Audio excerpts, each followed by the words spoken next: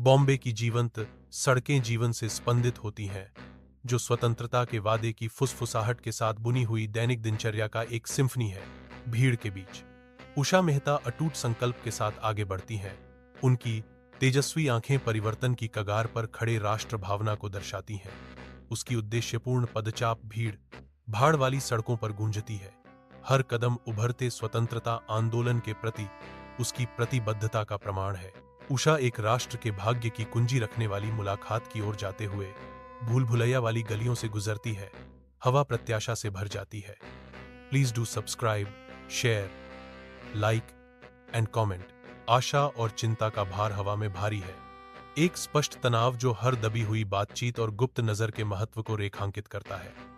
एक गुप्त बैठक स्थल में धूप की किरणें अंधेरे से गुजरती हैं, जिससे धूल के कण हवा में नाचते हुए दिखाई देते हैं, क्योंकि उषा मेहता और उनके साथी इकट्ठा होते हैं। कमरा विरल रूप से सुसज्जित, उनकी गुप्त सभा के लिए केवल आवश्यक वस्तुएं रखता मेज पर फैला शहर का नक्शा उनकी गुप्त रणनीति का बिंदु बन जाता है। हवा प्रत्याशा से भर जाती है, जिसमें घबराहट की तीखी गंध मिली होती है, क्योंकि वे अपनी साहसिक योजना पर चर्चा करते हैं।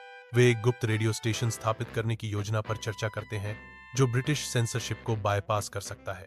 उनका मिशन का भार उन पर आ जाता है। हर सांस सेंसरों का विरोध करने और सच्चाई प्रसारित करने की एक मौन प्रतिज्ञा है। रेडियो स्टेशन के गुप्त हृदय में उषा मेहता और उनके दोस्त इकट्ठा होते हैं। उनके चेहरे ट्रांसमीटर की नरम अलौकिक चमक से रोशन होते हैं। वे प्रसारण करने की तैयारी करते हैं। प्रत्याशा से हवा में सनसनी फैल जाती है। उनकी आवाजें धीमी लेकिन दृढ़ होती हैं, जो उन पर थोपे गए मौन का उल्लंघन करती हैं। ट्रांसमीटर गूंजता है, अंधेरे के बीच आशा की को बढ़ाने के लिए तैयार है। उन्होंने गांधी के भाषणों और पूरे भारत में हो रहे विरोध प्रदर्शनों की खबरें प्रसारित की। उनकी गुप्त प्रसारण हवा में गूंजते हैं, मुक्ति के लिए तरस रहे राष्ट्र में प्रतिरोध और एकता की भावना को प्रज्वलित करते हैं। Please do subscribe, share, like and comment. विशाल बंबई की छतों के बीच उषा मेहता और उनके दृढ़ निश्चयी साथी बिल्ली और चूहे का एक उच्च दांव वाला खेल खेलते हैं। प्रत्येक छत उनकी गुप्त प्रसारणों के लिए एक मंच बन जाती है, जो ब्रिटिश खुफिया विभाग के अथक पीछा से बचती है। वे अनुभवी आसानी से शहरी भूल भुलैया में नेविगेट करते हैं। उनकी गति तरल और उद्देश्यपूर्ण है।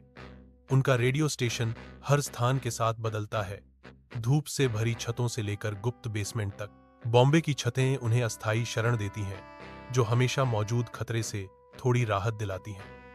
उनका विरोध शहर भर में गूंजता है, जो उत्पीड़न के साये के बीच आशा की किरण है। रेडियो स्टेशन के केंद्र में उषा मेहता और उनके समर्पित मित्र एकत्रित होते हैं। डायल की धुंधली चमक उनके चेहरों पर एक अलौकिक प्रकाश डालती है, जो अंधेरे के खिलाफ एक चुनौती का प्रतीक है। उनकी उंगलियां उपकरण पर नाचती हैं, प्रत्येक हरकत सटीक और जरूरी है। वे अपने संदेशों को सुरक्षित रखने के लिए कड़ी मेहनत करते हैं, साधारण एन्क्रिप्शन तकनीकों का उपयोग करते हैं। हवा में तात्कालिकता और साझा उद्देश्य की भावना बॉम्बे के जीवंत अराजकता के बीच ब्रिटिश खुफिया वैन भीड़ भाड़ वाली सड़कों पर घूमती हैं, जो मायावी रेडियो संकेतों की तलाश में है। वैन के अंदर केंद्रित एजेंट सावधानीपूर्वक अपने उपकरण समायोजित करते हैं। उनके भाव उनके मिशन की तात्कालिकता को दर्शाते हैं। वैन शहर की भूल भुलैया भरी गलियों से गुजरती है। हर मोड़ गुप्त प्रसारण की खोज में एक कदम गहरा होता है। जैसे ही सूरज बॉम्बे पर चमकता है, शिकार तेज हो जाता है। एजेंटों का दृढ़ संकल्प छिपे हुए संकेतों की खोज में अडिग रहता है। एक गुप्त रेडियो स्टेशन के केंद्र में उषा मेहता और उनके समर्पित दोस्त इकट्ठा होते हैं। उनके चेहरे उद्देश्य से चमकते हैं। मंद रोशनी वाला कमरा प्रत्याशा की स्पष्ट ऊर्जा से गूंजता है। घड़ी की हर टिक अघोषित डर को बढ़ाती है।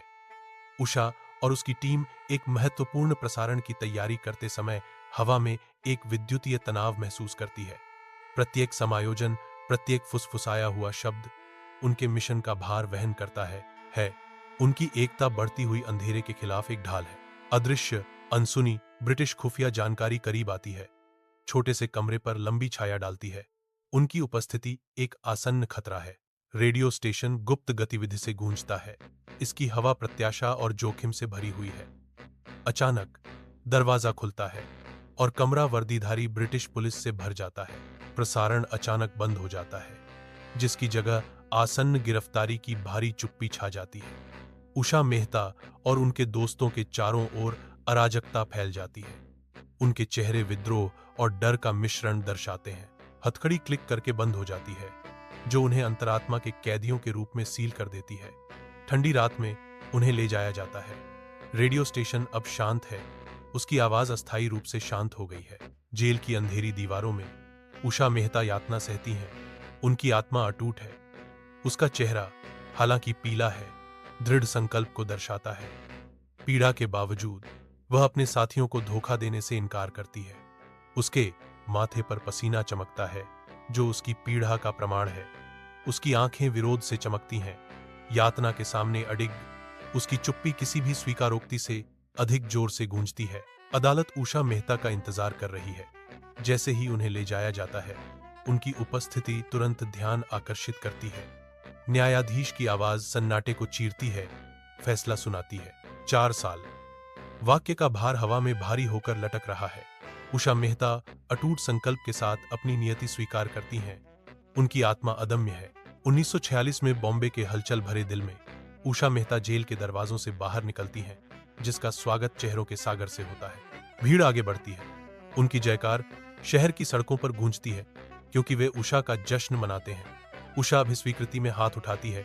उसकी आंखों में राहत और कृतज्ञता का मिश्रण है। लोगों की नायिका उषा का खुले हाथों से स्वागत किया जाता है, जो एक राष्ट्र के संघर्ष के बीच आशा का प्रतीक है। 1998 की चमकदार भारतीय धूप में एक महत्वपूर्ण अवसर सामने आता है। उषा मेहता को पद्म विभूषण से सम्मानित किया गया है, जो उनकी अटूट समर्पण का प्रमाण है। उनकी आंखें गांधीवादी सिद्धांतों के प्रति जीवन भर की निष्ठा को दर्शाती हैं। उनकी आत्मा अडिग है। इस पहचान क्षण में भी उन आदर्शों के प्रति उनकी प्रतिबद्धता पूर्ण है। Please subscribe. Thank you for watching.